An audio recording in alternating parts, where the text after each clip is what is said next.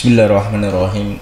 Assalamualaikum warahmatullahi wabarakatuh. Waalaikumsalam warahmatullahi wabarakatuh. Hari ini kita telah bersama Bapak Kepala UPT Perpustakaan YIN Parepare. Ya.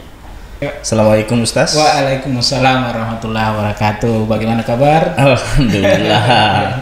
Sehat Ustaz ya. Alhamdulillah sudah kembali Sudah normal lagi. Normal kembali dan pandeminya mulai berkurang. Sudah beradaptasi. Ya. Ya, Dan benar. di Parepare ini memang sudah dinyatakan zona hijau oleh pemerintah, sehingga proses pembelajaran itu baik di kampus maupun di sekolah-sekolah saya lihat itu sudah berlangsung tatap muka meskipun masih dalam protokol kesehatan yang sangat ketat. Terbatas. Ya, betul. Iya. Jadi pemirsa, saya perkenalkan Kepala Perpustakaan kita ini, nama lengkapnya beliau ini adalah Dr. Usman MAG. Usman Nur ya, MAG. mohon maaf Pak ya, Usman Nur. Beliau oleh Pak Rektor dipercayakan sebagai Kepala Perpustakaan YIN Parepare. Baik Pak Ya. Usman, ini kita membincang terkait dengan perpustakaan. Ini sepemahaman kita, perpustakaan ini adalah salah satu layanan penting di sebuah perguruan tinggi dan bahkan di hampir semua lembaga pendidikan. Benar sekali. Kalau boleh dikata, perpustakaan ini adalah jantungnya sebuah perguruan tinggi. Benar. Tidak berdenyut sebuah perguruan tinggi kalau perpustakaan tidak ada. Benar. Nah, Pak Usman mungkin bisa memberikan gambaran singkat ini terkait dengan eksistensinya perpustakaan YIN Parepare. Baik, terima kasih tentang eksistensi perpustakaan YIN Parepare. Saya mungkin mengawalinya dengan senang hati bahwa pada hari ini bisa bersama dengan kita semua dan bisa memberikan penjelasan mungkin lebih rigid lagi sedikit tentang eksistensi daripada perpustakaan kita ini, Pak ya.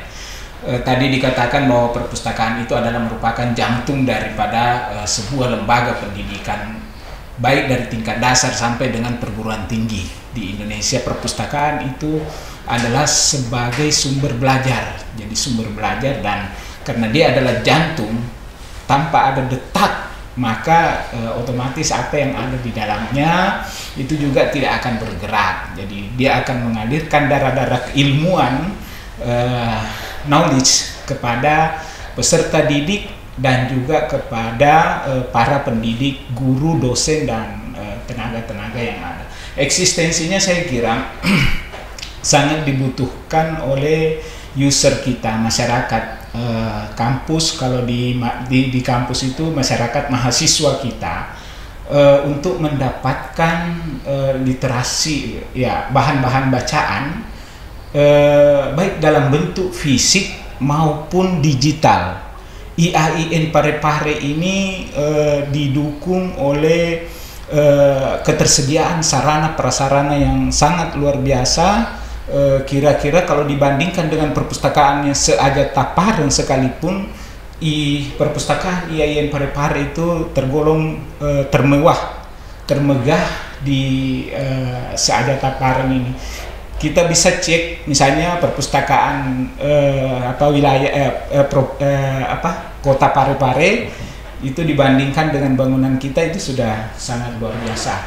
Belum lagi misalnya ketersediaan buku-buku yang ada di dalam, itu mulai dari buku-buku pembelajaran, buku perbankan, buku-buku sesuai dengan program studi yang ada di YIN Parepare dan sesuai dengan kebutuhan masyarakat kita yang ada di Parepare. Dan oleh karenanya saya kira eksistensinya, keberadaannya itu sangat urgent. Layanan-layanan yang diberikan itu sudah ada dalam bentuk digital.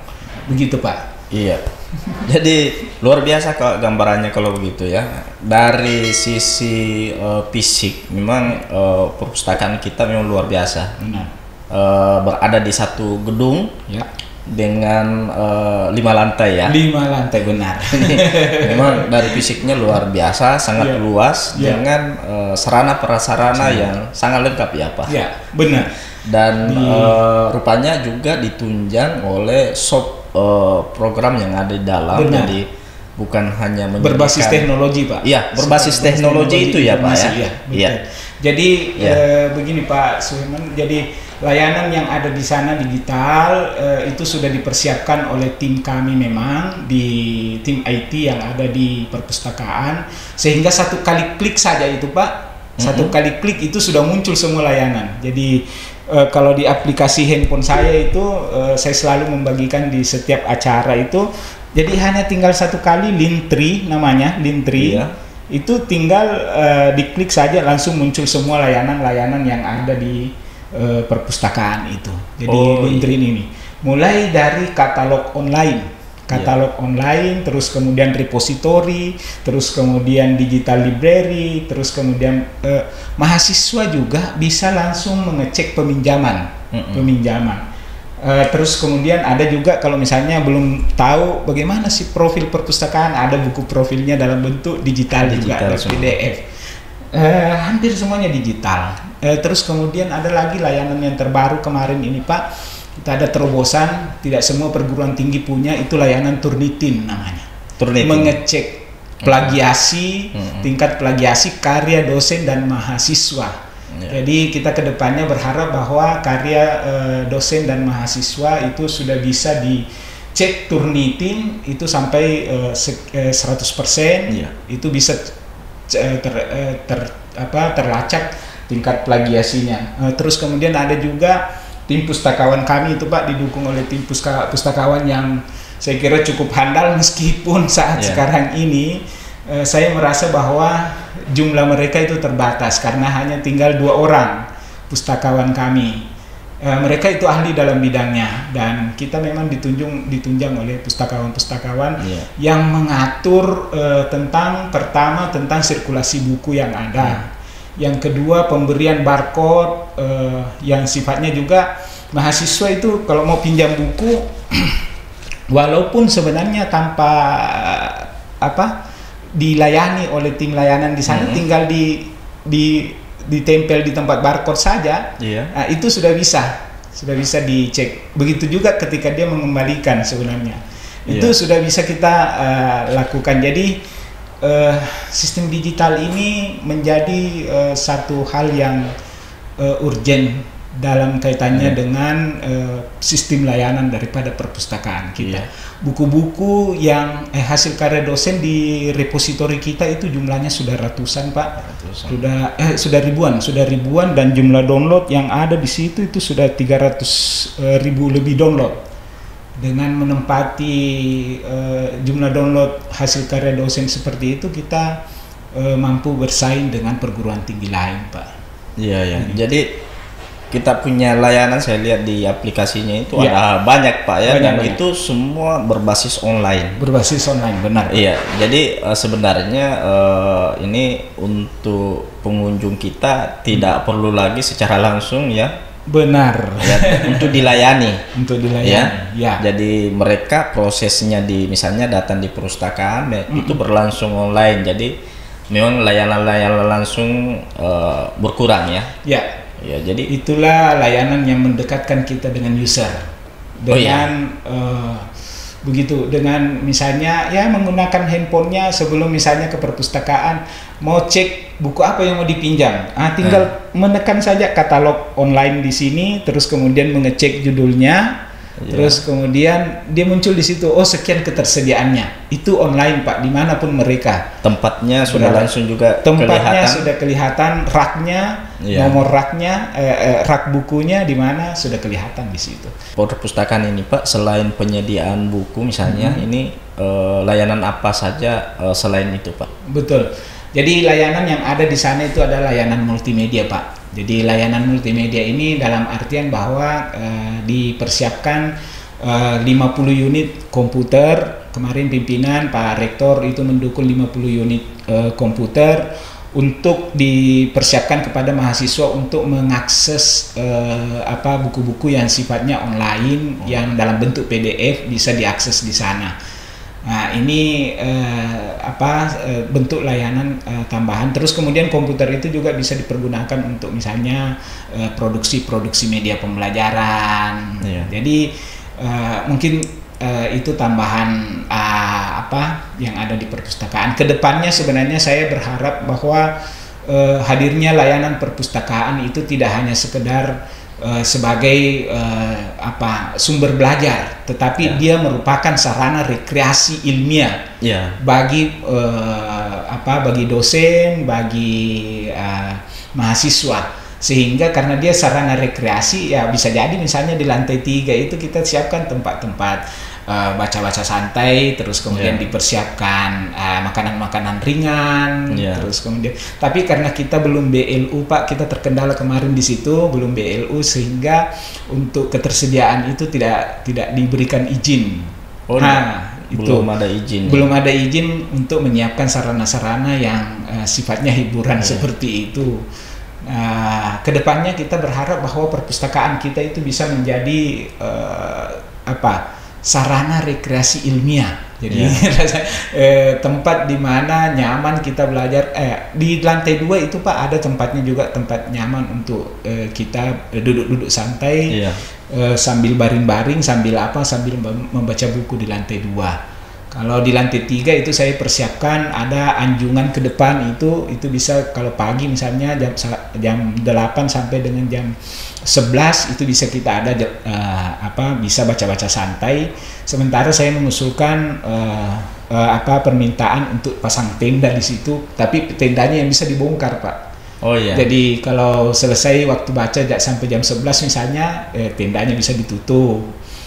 Tapi waktu-waktu khusus misalnya juga siang, sore itu bisa kita kalau ada tempatnya berteduh. Cuma karena kebetulan kalau siang itu dia agak panas gitu. Oke. Nah, ini kan tadi disampaikan bahwa perpustakaan itu menyediakan buku referensi baik cetak maupun online, Pak. Benar. Ini kalau di perpustakaan kita jumlah koleksi itu baik yang cetak maupun digitalnya itu berapa banyak? Baik, kalau di jumlah buku cetak itu kurang lebih ada 12.000 buku yang memang dipersiapkan untuk diberikan kepada kemarin sudah ada lagi tambahan sekitar di 500-an dari hasil karya dosen, berarti kurang lebih 14.000 jumlah hasil karya yang ada di situ, buku dengan jumlah judul kurang lebih 6.000-an, 5 sampai 6 ribuan jumlah judul. Nah, ini siap dilayangkan kepada user kita, mahasiswa dan dosen untuk dibaca secara fisik, dipinjam, dipinjam dan dibaca secara fisik baik di perpustakaan maupun dipinjamkan. Buku-buku online itu Pak, karena kita melanggang beberapa perpustakaan digital, UIN Alauddin kita coba tarik masuk, terus perpustakaannya Pak perpustakaan digitalnya itu bisa diakses. Terus kemudian IPUSNAS itu ribuan buku Pak di IPUSNAS itu. Kalau kita ke lantai 4 perpustakaan itu bisa diakses, atau di lantai 3 di ruang multimedia itu bisa diakses itu IPUSNAS dengan jumlah buku digital ribuan Pak di situ. Jadi ada toko buku juga. Untuk layanan buku digitalnya ini proses pemanfaatannya, penggunaannya seperti apa? Buku digital selain yang kita siapkan di sini ada di aplikasinya itu tentang buku digital itu digital library-nya Pak. Digital library-nya itu masih kita batasi pada e-book tentang hadis, koleksi Arab, terus kemudian ada lagi misalnya juga di One Search. Itu buku-buku digital yang dipersiapkan secara online melalui HP bisa. Secara online itu bisa. Tetapi kalau kita mau mengakses buku-buku digital yang sifatnya terbatas karena kita dibatasi oleh hak cipta Pak. Tidak boleh diedarkan begitu saja. Jadi kita hanya membatasi untuk dibaca di kalangan ruang khusus yang ada di lantai 4 itu. Itulah tempatnya sarana-sarana buku digital yang bisa diakses di situ. Dibaca, dipersiapkan 50 unit komputer di situ. lalu kemudian itu bisa Jadi diakses. tidak semua buku digital itu bisa diakses di luar ya? Tidak bisa, tidak semua Pak. Tidak semua. Karena kita dibatasi oleh undang-undang hak cipta gitu. itu. Dan itu tidak bisa di-download berarti ya? Benar. Jadi semua buku digitalnya itu kan tidak bisa di-download, hanya bisa kita baca. Hanya bisa dibaca saja. Jadi Dan itu dia pun sistemnya read ya. Dan jadi itu pun untuk buku-buku tertentu harus diakses di perpustakaan. Tidak bisa di luar. Itulah perannya perpustakaan Pak. Jadi Iya. selain melayani dalam bentuk digital, ya kita melayani juga dalam bentuk fisik. Tapi fisiknya juga dalam bentuk digital sih sebenarnya. Tetapi dipersiapkan komputer yang bisa mengakses itu. Terus terutama sekali sebenarnya buku-buku tentang kitab-kitab klasik ya, klasik. Bahkan kemarin ini saya meminta sebenarnya ada buku klasik tentang yang berbahasa Bugis itu Pak, kalau bisa di PDF-kan. PDF-kan, kita baca saja di situ secara terbatas karena kita kan menganut akulturasi budaya dan Islam. Nah, kita ingin hasil-hasil karya dalam bentuk bacaan-bacaan Bugis, Mandar, terus kemudian Makassar, itu bisa kita harus disiapkan. Karena itu visi misinya kita ya. Benar sekali. Iya. Tapi untuk koleksi-koleksi buku-buku klasik ada. Sekarang ada. Kitab-kitab gundul. Ada, lengkap. Ada ya. Lengkap di ruang referensi yang kitab gundul itu. Cuma saya penekanannya tadi itu karena yang untuk kitab-kitab gundul itu kan hanya khusus untuk program studi tertentu Pak. Dan oleh karenanya juga kita punya keterbatasan pustakawan yang kan dari umum mereka kan pustakawannya. Terus kemudian tenaga-tenaga yang ditempatkan juga dari rata-rata kan bukan spesifikasi pustakawan. Maksud saya pustakawan Islam. Jadi untuk membaca misalnya, untuk membaca judul buku yang berbahasa Arab saja itu sulit kan? Itu harus diindonesiakan dulu. Itu. Nah, seandainya misalnya ada keterlibatan yang bisa ditempatkan lah di lantai 3 khusus untuk referensi untuk kitab-kitab gundul itu, ya memang ahli di situ Pak, itu jauh lebih bagus sebenarnya. Saya pernah meminta sebenarnya ada departemen yang terbentuk kemarin kan divisi bagian atau apa yang ada di bagian pembelajaran ya, yang memang memahami tentang kitab gundul, berkantornya di LPM. Saya meminta sebenarnya kalau bisa dia berkantor di lantai 3 perpustakaan. Pak Aji siapa lagi namanya ini? Yang memang pintar bahasa Arab. Jadi sambil berkantor di situ bisa juga melayani mahasiswa kita yang kesulitan membaca buku itu kan, buku-buku yang klasik berbahasa Arab. Berbahasa Arab itu. Iya. Ini saya ingin kembali ke terkait dengan mekanisme layanan di perpustakaan Pak ya. Ini kan tadi banyak sekali layanan-layanannya. Nah ini kalau misalnya kita ini kan di perpustakaan ada keanggotaannya. Nah ini apakah semua sivitas akademika Yayan Parepare itu langsung otomatis bisa menjadi anggota dan memanfaatkan layanan yang ada di sana? Benar. Saya kira kemarin yang semester 3 ke atas itu sudah kalau sudah mendapatkan kartu mahasiswa itu sudah bisa langsung terlayani. Yang semester 3 mungkin yang semester ini Pak. Yang semester 1 ini masih sementara proses karena kemarin ada regulasi tentang keanggotaan perpustakaan itu tidak lagi dibuatkan kartu anggota perpustakaan, tetapi menempel atau menyatu dengan kartu mahasiswa. Kartu mahasiswa. Kendalanya kemarin karena di bagian akademik kemahasiswaan mungkin pembuatan barcode-nya pembuatan barcode kode mahasiswanya itu yang masih harus disesuaikan dengan pembarkodan yang ada di perpustakaan. Nah sehingga mungkin ada kendala kemarin, ada semester 3 yang kesulitan mengakses itu. Jadi intinya bahwa kalau sudah punya kartu mahasiswa itu sudah bisa mengakses. Sudah punya kartu mahasiswa, kalau dosen sudah terdaftar, ada juga memang khusus untuk kartu untuk dosen. Jadi termasuk juga tenaga pendidikan, ada kartunya juga khusus di produksi kita untuk peminjaman. Kalau sudah dapat itu Pak, siap. Jadi dosen dan tenaga kependidikan bisa menjadi anggota, tetapi harus didaftar ya. Didaftar. Untuk bisa mendapatkan fasilitas layanan yang di perpustakaan. Terus kalau untuk masyarakat luar, masyarakat umum, apakah ada peluang kesempatan untuk mengakses layanan perpustakaan kita? Jadi kemarin sebenarnya kita berpikir mau mengembangkan sampai ke masyarakat kita, masyarakat umum yang ada di Parepare untuk melakukan peminjaman itu. Cuma regulasinya saya lihat masih diutamakan dulu kepada mahasiswa kita. Tetapi kita tidak membatasi kalau ada masyarakat umum yang datang mau membaca buku di perpustakaan kita, membaca.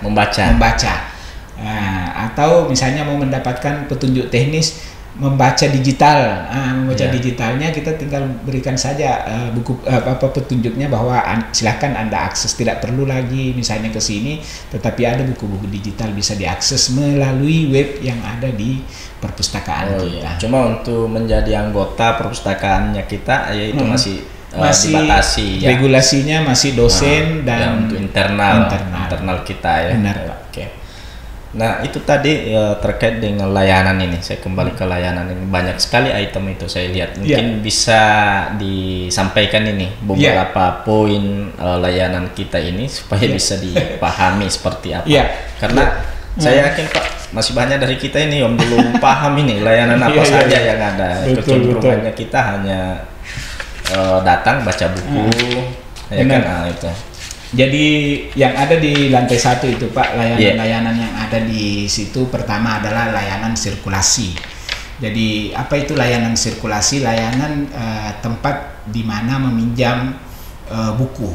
Jadi proses peminjaman buku. Di layanan sirkulasi juga itu tempatnya untuk mengembalikan buku yang dipinjam. Jadi ada 2 orang tenaga kami yang bertugas di sana. Satu untuk peminjaman, satu untuk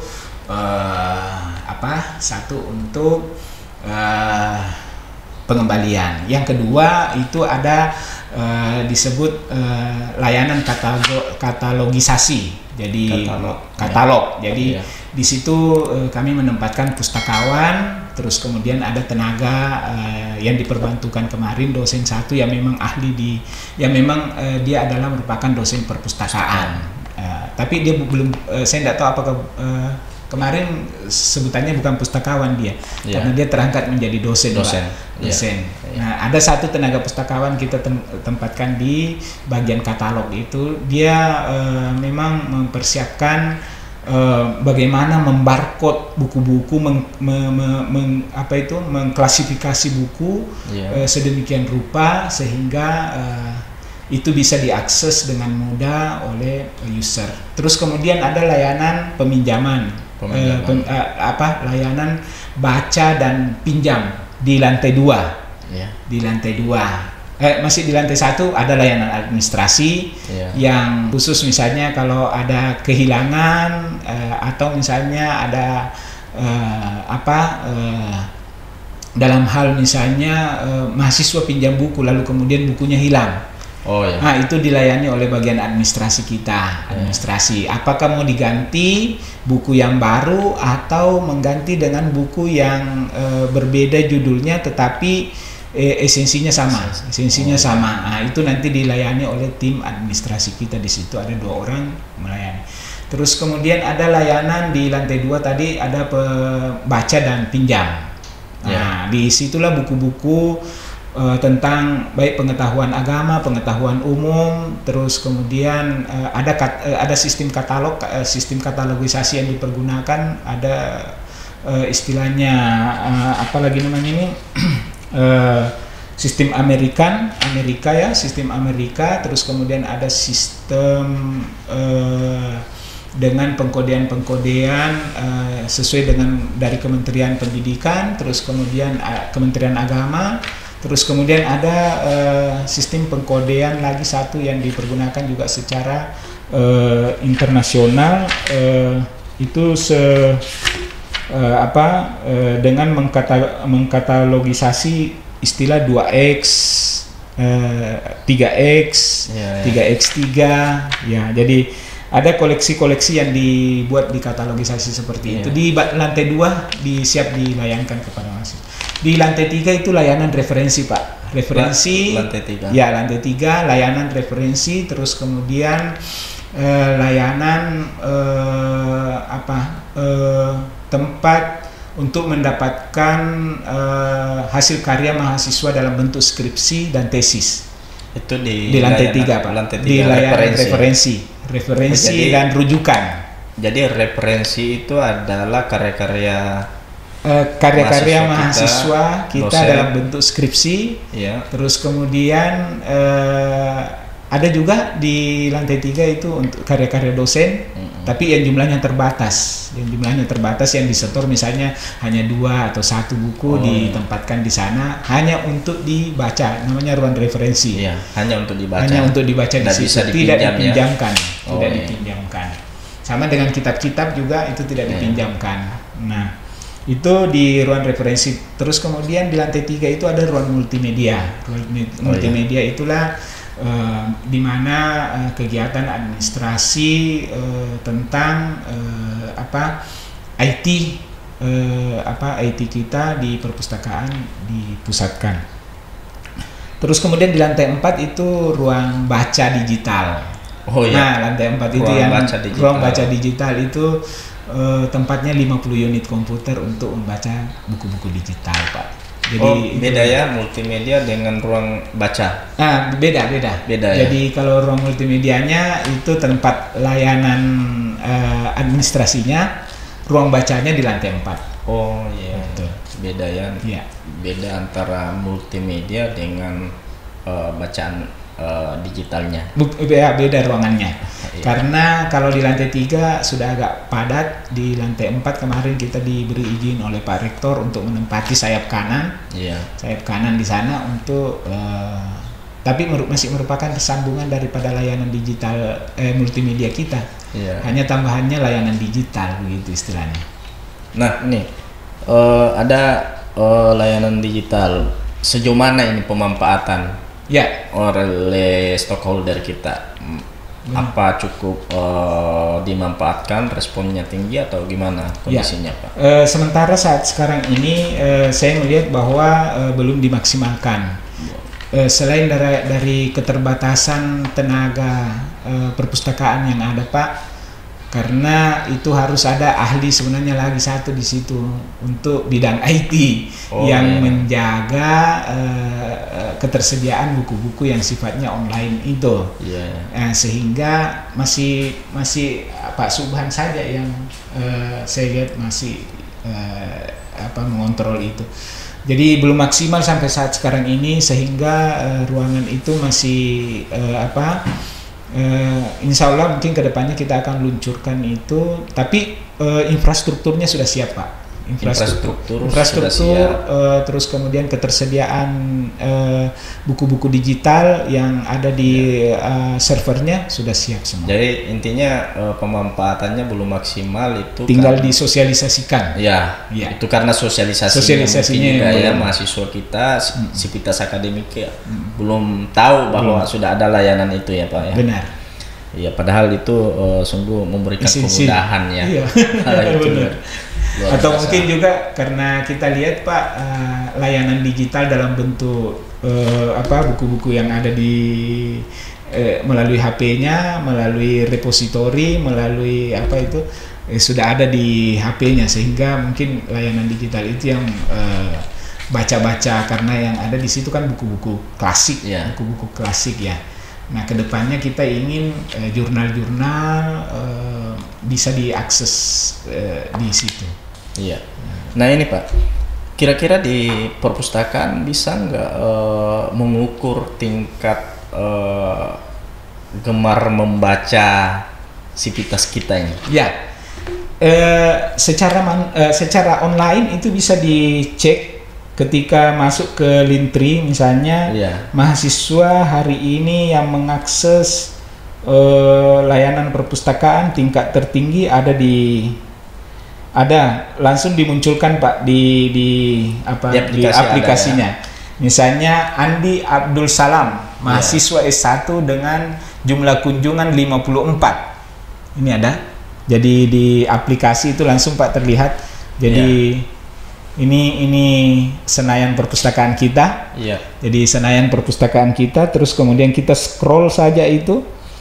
Scroll naik ini pengunjung. Oh, langsung terbaca. Langsung terbaca di situ Pak. Jadi tingkat kunjungan itu langsung kelihatan. Oh, misalnya Nilam Sari berada di peringkat kedua kunjungan 41 kali mengunjungi perpustakaan dalam bulan ini, dalam misalnya. 1 bulan itu. Dalam 1 bulan ini. Terus kemudian yang menempati ketiga Imran.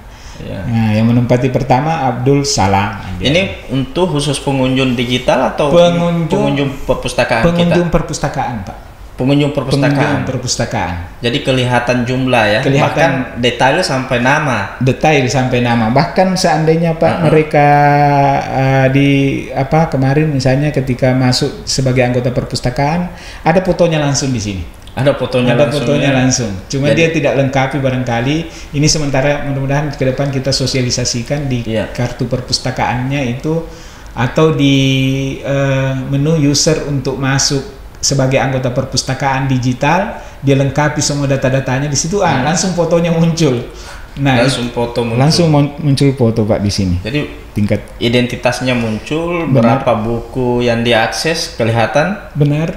Semua ya. Semuanya. Jadi terbaca. Kita bisa deteksi berapa jumlah pengunjung kita dalam 1 bulan ya. Benar, bisa. Jadi selain kita bisa lihat di aplikasinya di sana yang pengunjung fisik itu Pak, dia terus kemudian terintegrasi dengan aplikasi online-nya, maka itu yang kemudian dijumlah karena ada yang datang secara fisik tapi tidak mengakses ini. Tapi kemudian dijumlah, nah sekian jumlahnya langsung kelihatan, langsung dikonversi. Kalau misalnya, dia selain berkunjung secara fisik, dia juga berkunjung secara online, langsung dikonversi menjadi 1 kali pertemuan, 1 kali kunjungan misalnya. Itu bisa dicek secara online dan juga secara offline. Ini kan sejak ada layanan online kita ini memang ada peningkatan Pak ya untuk kunjungan ke perpustakaan. Kunjungan fisik saya kira sejak pandemi kemarin sampai sekarang ini memang agak menurun kalau kunjungan fisik. Tetapi setelah kita luncurkan aplikasi online, terus kemudian dengan layanan-layanan yang hanya 1 kali klik saja itu, ternyata pengunjungnya banyak. Dalam 1 hari itu online fisiknya katakanlah misalnya dalam 1 hari ada 200 orang misalnya dalam 1 hari fisik. Tapi kemudian online itu bisa sampai 800-an, 500-an yang mengakses repositori Pak. Repositori. Sekarang ini karena alhamdulillah pustakawan kita yang ada di lantai 3 itu Ibu Musdalifah mensosialisasikan penggunaan repositori. Kemarin Pak Sirajuddin waktu di lantai 3 juga beliau mensosialisasikan repositori, dan ternyata termasuk tinggi peminatnya untuk membaca. Repositori memang apa? Hasil karya dosen dan hasil karya mahasiswa Pak di repositori kita. Jadi misalnya ini produktivitas kepenulisan dosen kita ya cukup tinggi ya. Tinggi. Termasuk termasuk memasukkan hasil karya pembelajarannya, misalnya buku-buku cetaknya, dia kan punya akses untuk mempublish buku cetaknya di situ, buku hasil karyanya, terus kemudian hasil penelitiannya. Nah itu kemudian disampaikan kepada mahasiswanya, silakan anak-anak akses ini. Akses saya punya karya, ini judul penelitian saya ini. Jadi mereka kan diberi akses, dosen itu diberi akses untuk memasukkan hasil karyanya di repositori. Nah, ketika mereka mengajar, mereka para dosen ini menyampaikan kepada mahasiswa, silahkan materi saya di perkuliahan kita, di pertemuan ini ada di hasil karya saya ini. Mahasiswa dengan jumlah sekian ratus orang misalnya dalam sekian puluh orang dalam satu kelas itu bersamaan mengakses masuk ke repositori. Itu tingkat baca digital kita meningkat luar biasa menurut survei. Itu tertinggi kemarin bulan September. Jadi setiap bulan saya lihat itu mengalami peningkatan. Jadi sejak tahun 2019 itu hanya pernah satu kali menurun dalam satu bulan itu, yaitu pada masa pandemi. Nah, sesudah pandemi sudah langsung meningkat semua hasil repositori kita. Jadi pemanfaatannya cukup maksimal ya, baik dosen kita maupun oleh mahasiswa kita. Mahasiswa. Benar, Pak. Ini memberikan manfaatnya yang luar biasa untuk proses pembelajarannya. Benar. Dan karya dosen-dosen kita juga langsung terpublish di situ. Jadi siapa saja bisa mengakses, Pak ya. Benar. Ini saya kira luar biasa layanan yang diberikan perpustakaan ini. Yang kemarin yang kita luncurkan itu Pak, Turnitin. Turnitin. Turnitin ini Turnitin ini adalah alat plagiasi internasional, anti plagiasi internasional, Pak, yang kita untuk pertama kalinya dihadirkan di IAIN Parepare ini kemarin tahun 2020, tahun 2020, dan sudah dimanfaatkan sesuai dengan statistik yang ada itu sudah ribuan mahasiswa kita dicek makalahnya, sebelum dipresentasikan di ruang kelas, Pak. Makalah Pak. Makalah diturnitin oleh dosen. Jadi sebelum ditampilkan untuk didiskusikan itu dicek itu tingkat plagiasinya. Oh, ini tingkat plagiasinya tidak layak untuk dipresentasikan, diperbaiki. Jadi kita mengajarkan kepada masyarakat kita, mahasiswa kita, untuk betul-betul membenci namanya plagiasi.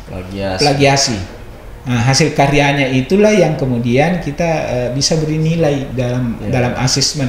Oh, kalau misalnya 30% ya sudah lumayan lah. Kalau 30% tingkat plagiasinya. Tetapi kalau sudah ada yang sampai 100%, ada 80%, dosen kan diberi hak akses di Turnitin untuk mencek plagiasinya itu, Pak. Belum lagi hasil karya mahasiswa dalam bentuk skripsi, proposal skripsi. Itu pembimbingnya diberi hak untuk menolak mulai dari judul sampai dengan isi pembahasan proposal kalau di atas daripada 50%. 50%. Jadi ketentuannya kalau di buku pedoman penulisan karya tulis ilmiah